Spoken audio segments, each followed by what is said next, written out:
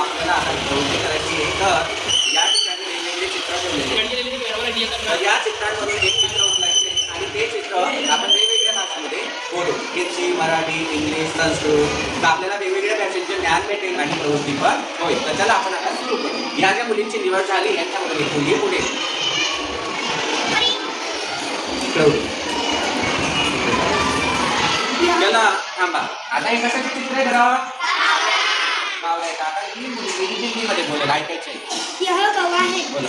यह कौवा है. यह कौवा है. यह कौवा है. आता ही मुलगी संस्कृतमध्ये बोलेल तर संस्कृतमध्ये हिच्या मागे बोलायचं. एषः काकः अस्ति. एषः काकः अस्ति. एषः काकः अस्ति.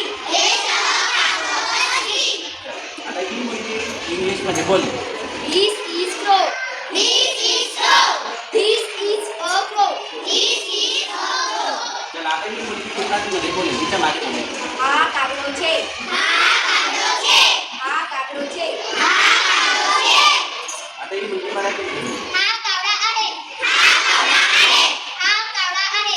हा कावडा आहे. ही मुलगी परत संस्कृतमध्ये बोलेल.